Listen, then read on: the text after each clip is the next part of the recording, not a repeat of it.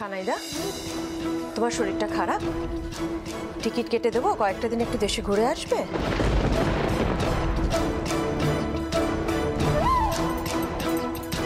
কেন বড়দিদি, আমার তো কিছু হয়নি, আমি তো ঠিকই আছি। তাহলে পিলু এই কাজগুলো করছে কেন?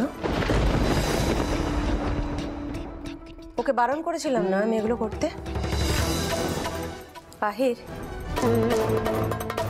ছাত্রী যেন ছাত্রীই থাকে সেটা একটুখানি খেয়াল রেখো। ওকে সাহস কে দিয়েছে যে ও রান্না বান্না করে আমাদের পরিবারের সবাইকে পরিবেশন করবে?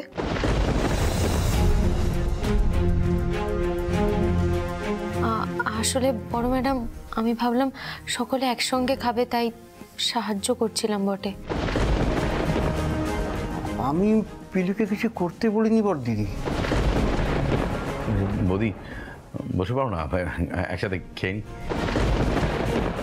পিলু, সবাইকে দিয়ে তুমি বসে পড়ো।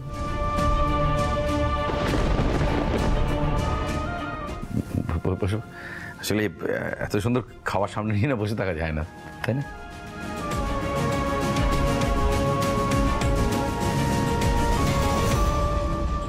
পিলু, এই মাংসটা থেকে বোধহয় ধোয়ার গন্ধ আসবে, তাই না?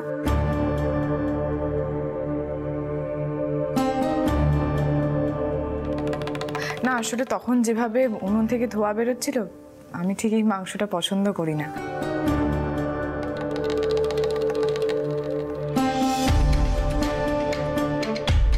আহির, তুমিও তো এই মাংসটা পছন্দ করো না।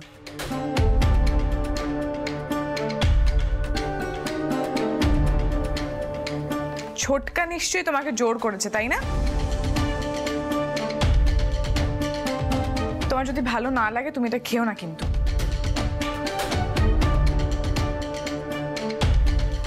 কানাই কাকা, বলছি আমাকে ঘরে একটু স্টু পাঠিয়ে দেবে, আর আহি তুমিও স্টু খেয়ে নিও, কেমন? আসছি। পিলু, যেটা আজ হয়ে গেছে তো হয়ে গেছে, কিছু করার নেই, কিন্তু এই সাহসটা আর কোনোদিন দেখানোর চেষ্টা করো না।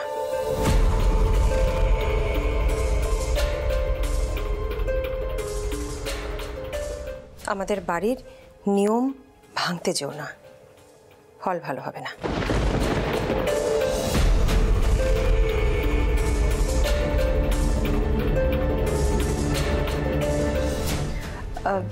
মা, আপনি যেন আবার এই ঘি ভাতটা খাবেন না।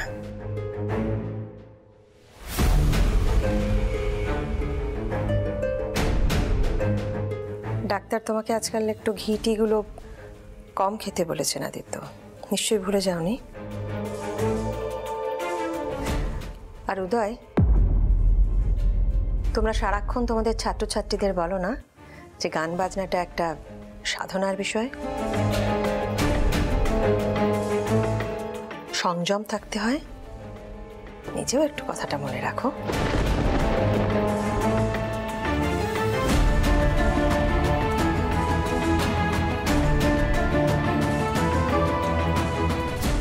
কানাইদা, আমি ঘরে যাচ্ছি, আমাকে একটু লেবু জল পাঠিয়ে দিও না। আশা করি আমাকে কেউ ভুল বুঝবে না। ঘরে যাচ্ছি আমি।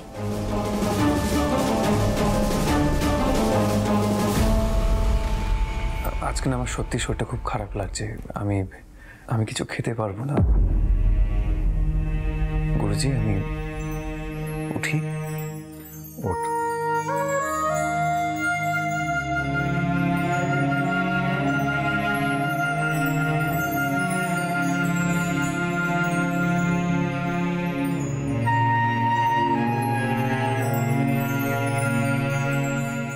যার যার খেতে ইচ্ছে করবে শুধু সেই খাবে।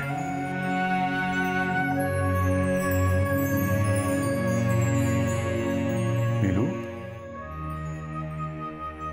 কেঁদো না, দাও সবাইকে, দাও, দিয়ে দাও। এ তো আমরা একসঙ্গে খাচ্ছি। এই সোহেল, বস। দেখি,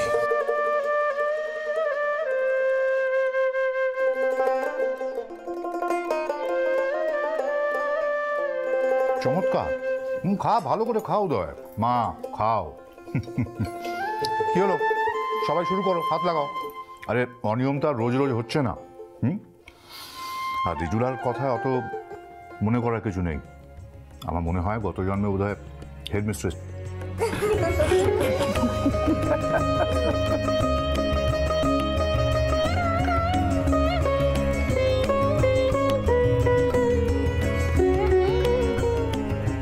গুরুজি সত্যি দেবতার মতো মানুষ। আমার বাবা যদি কাছে থাকতো এমনটাই হতো বোধহয়। বজরংবলী, আমাকে শক্তি দাও কেনে, আমার জন্য যেন এ বাড়িতে কোনো অশান্তিটা না হয়। ওস্তাদজি যেন সহজভাবে থাকেন, রাগ না করেন।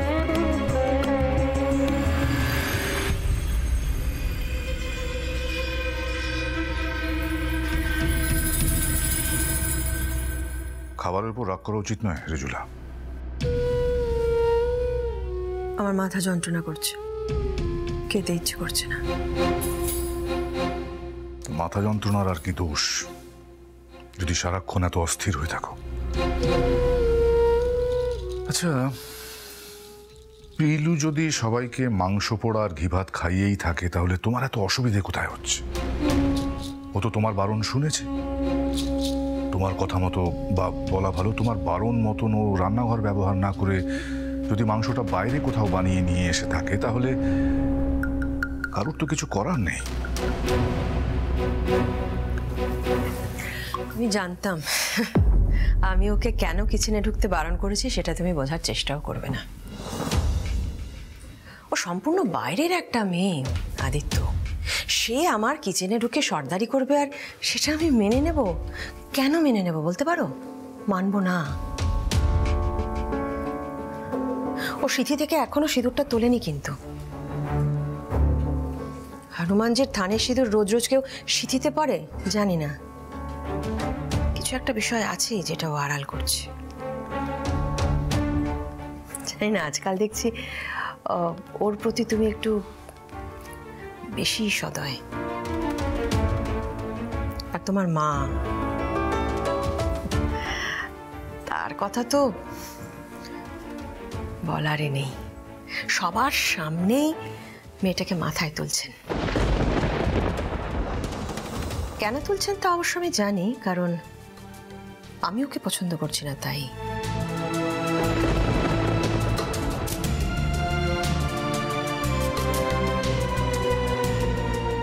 কিন্তু এইভাবে আর কতদিন চলবে আদিত্য? বলতে পারো? তা কি করতে বলছো আমাকে? মাকে বৃদ্ধাশ্রম পাঠিয়ে দিয়ে আর পিলুকে বলি বাড়ি ছেড়ে চলে যেতে, তাই? তাহলে তোমার শান্তি হবে? আমি একবারও বলেছি ওনাকে বৃদ্ধাশ্রমে পাঠানোর কথা। আমার বাবা নিজে ওনাকে বলে গিয়েছিলেন এ বাড়িতে থাকতে, আর তারপর থেকে ওনার দেখাশোনা, ওনার যত্ন, এই সমস্ত কিছুর খেয়াল রেখেছি আমি। এখানে তো উনি রাজার হালেই রয়েছেন। নইলে তোমাদের নৈহাটির বাড়িতে কি ছিল ওনার? সম্মান ছিল।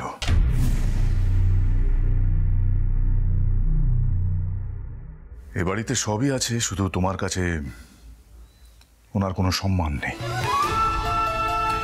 যাকে সব কথা ছাড়ো, গিয়ে খেয়ে এসো, বা কানাইকে বলো ফল কেটে দিতে। মাংসটা এত ভালো হয়েছিল, আমি জানি না কেন খেলে না তুমি। মাংস পোড়াটা খেয়ে তোমার পুরনো স্মৃতি মনে পড়ে যাচ্ছে না আদিত্য? তোমার কল্যাণী তোমাকে মাংস পোড়া খাওয়াতো না?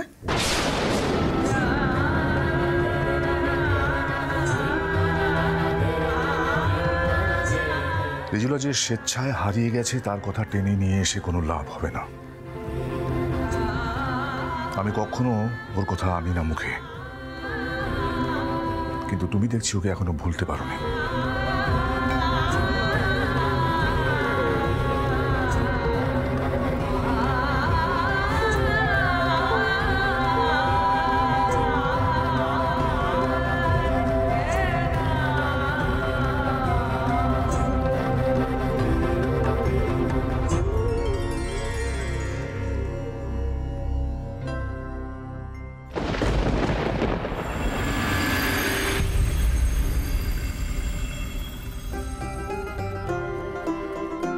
অদ্ভুত পরিস্থিতিতে পড়ে গেছি। সত্যি কেন যে সবসময় এত অস্বস্তি হচ্ছে কে জানে। যে ঘটনাটা ঘটেছে সানাইজুড়িতে সেটা কি আমার বলে দেওয়া উচিত সকলকে?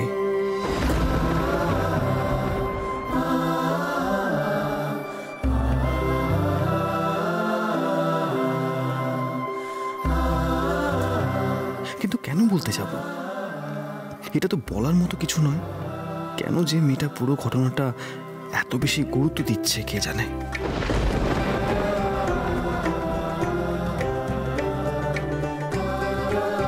আমার সব মন যে ওদিকে কেন পড়ে থাকছে সেটাও আমি ঠিক করে বুঝতে পারছি না।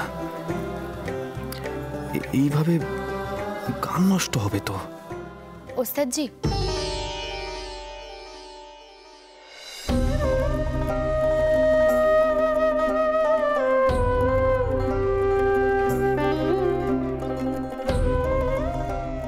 খাবার তো এনেছিলাম বটে। আমি তো খাবার খাবো না বলেছি। কথাগুলো কি কানে ঢোকে না তোমার? খাবারটা এখান থেকে নিয়ে যাও।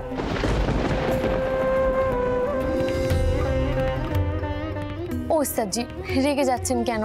খাবার তো মুখে দিন কেনে। আমার যদি কোনো দোষ হয়ে থাকে। না, এই কথাগুলো শুধু শুধু তুমি বলো না পিলু, একদম বলো না এই কথাগুলো। তুমি বারবার মাথা নিচে করে আমাকে বলো যে আমায় ক্ষমা করে দিতে। তোমাকে আমি কি করে ক্ষমা করবো বলো তো? এই যে তুমি আচার অনুষ্ঠানগুলো পালন করছো, সকলের জন্য তুমি রান্না করছো, সকলকে পরিবেশন করছো, তুমি কি ভাবছো আমি কিছু বুঝি না? তুমি নিজের চোখের সামনে দেখতে পেলে মণিমা চটে গেলেন।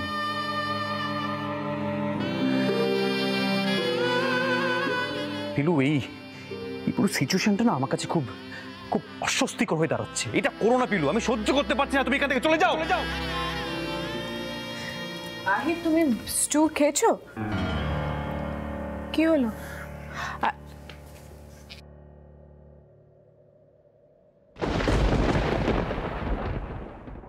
তুমি আহিরের জন্য আবার খাবার নিয়ে এসেছো? তুমি কি চাইছো বলো তো পিলু? আহিরকে কেন বিরক্ত করছো? আহিরে যদি খেতে ইচ্ছে করতো তাহলে এ বাড়িতে আরো অনেক লোক আছে ওকে খাবার দিয়ে যাওয়ার জন্য। তোমার তো কোনো প্রয়োজন ছিল না। তুমি তো একজন বাইরের মেয়ে। এই বাড়িতে তুমি একজন ছাত্রী, গান শিখতে এসেছো। তাহলে যখন একজন বাইরের মেয়ে, তাহলে বাইরের লোকের মতন থাকো না। কেন কিচেনে ঢুকে যাচ্ছ? কেন রান্না করছো? কেন সকলকে পরিবেশন করে খাওয়াচ্ছ? আহিরের ঘরে যখন তখন খাবার নিয়ে চলে আসছো। কেন এগুলো করছো পিলু? আমি তোমাকে বলেছিলাম তো যে নিজের লিমিটটা তুমি কিন্তু ক্রস করবে না।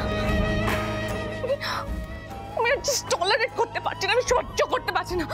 এই তুমি খাবার আনবে না?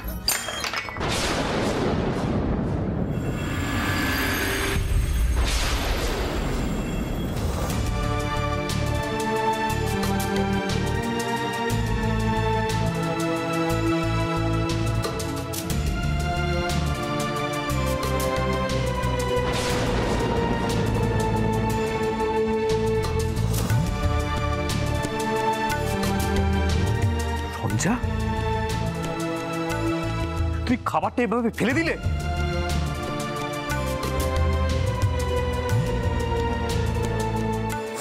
কি করছো তুমি? তুমি আমাকে কেন বলছো আহির?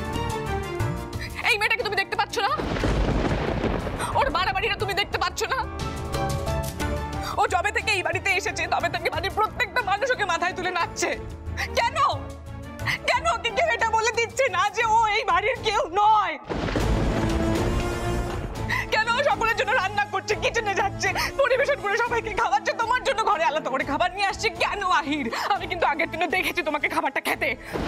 আশ্চর্য, তুমি কি বলছো রঞ্জা?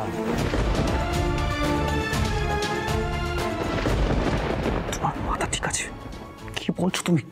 ছোট ম্যাডাম, এভাবে খাবারের অপমানটা করবেন না।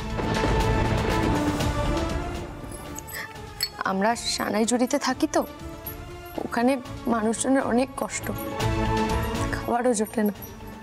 সেই কষ্টটা আপনি কোনোদিন দেখেননি বটে।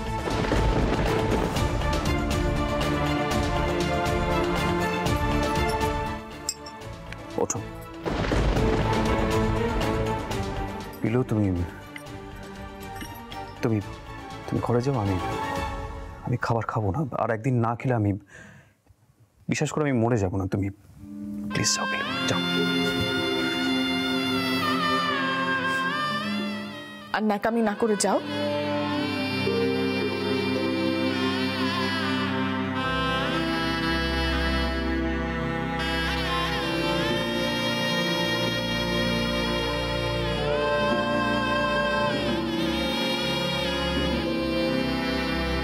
কি হচ্ছে রঞ্জা এগুলো? বাইরে থেকে অনেকক্ষণ ধরে তোমার চেঁচামেচি শুনছিলাম।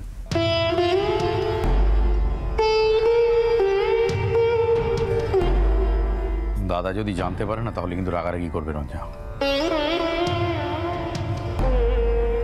যাও অন্য জায়গায় গিয়ে মাথাটা ঠান্ডা করো, যাও।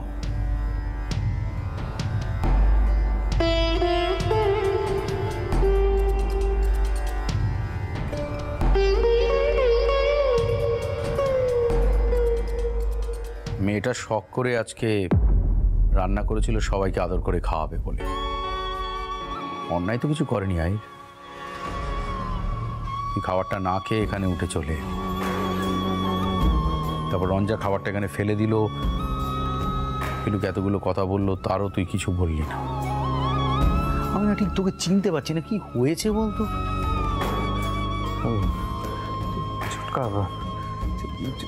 ছেড়ে দাও না, মানে আসলে আমি না মানে বুঝতে পারিনি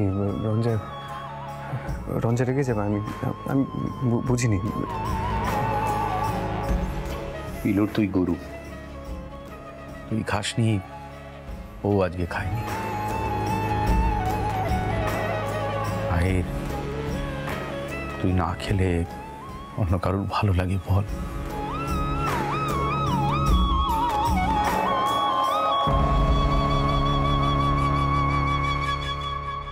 একবার বিয়ের বিষয়টা জিজ্ঞাসা করবো আহিরকে। না থাক, হয়তো পিলুকে ভুল বুঝবে, মেয়েটার জন্য খারাপ লাগে।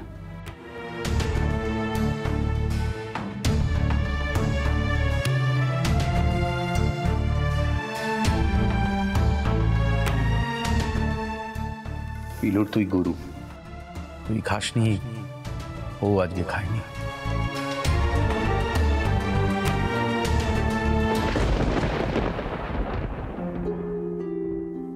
এই যে তুমি আচার অনুষ্ঠানগুলো পালন করছো, সকলের জন্য তুমি রান্না করছো, সকলকে পরিবেশন করছো, তুমি কি ভাবছো আমি কিছু বুঝি না? সিচুয়েশনটা না আমার কাছে খুব খুব অস্বস্তিকর হয়ে দাঁড়াচ্ছে। এটা করো না পিলু, আমি সহ্য করতে পারছি না। তুমি এখান থেকে চলে যাও।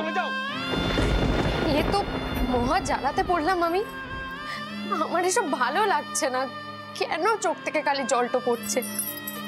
আরে আমি তো জানি আমি যে সিদ্ধান্তটা নিয়েছি সেটা শুধু আমার একার সিদ্ধান্ত, কেউ এসে আমার পাশে দাঁড়াবে না।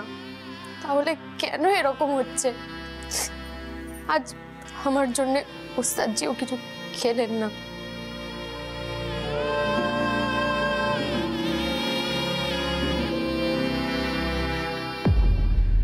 তুমি খাওনি? খিদে তো নেই বটে।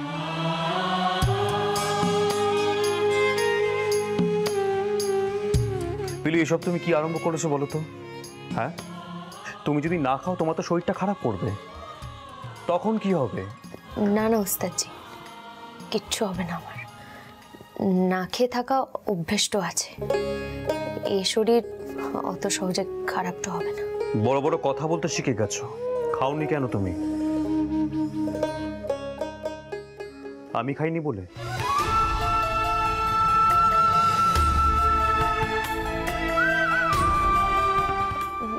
না না, তা কেন হবে?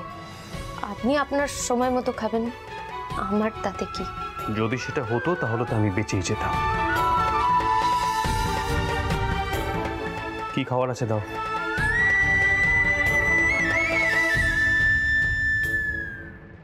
দেখো পিলু, তোমার দাদু, তোমার মা আমার উপর ভরসা করে তোমাকে সুরমণ্ডলে পাঠিয়েছেন, তাই আমারও তো একটা দায়িত্ব আছে।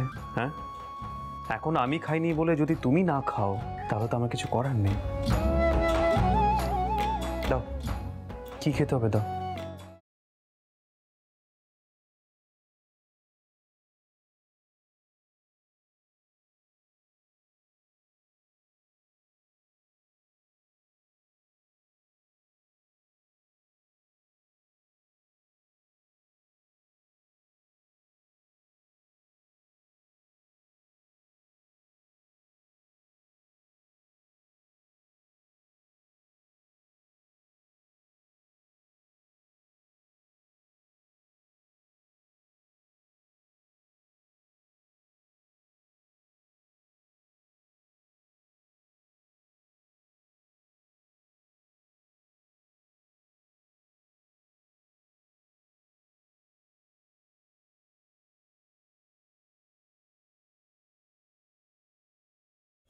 আমার খাওয়া হয়ে গেছে, এবার দয়া করো তুমি নিজে খেয়ে আমাকে একটু উদ্ধার করো।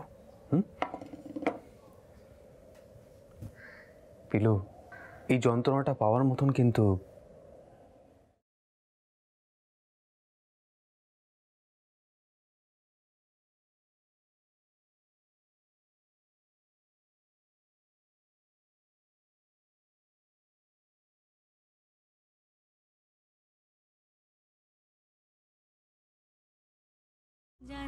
ওস্তাদজি খেলেন বটে, এতেই আমার হবে। বুকের ভারটা নামলো, নয়তো মনে হচ্ছিল ওস্তাদজি আমার জন্যই খেলেন না।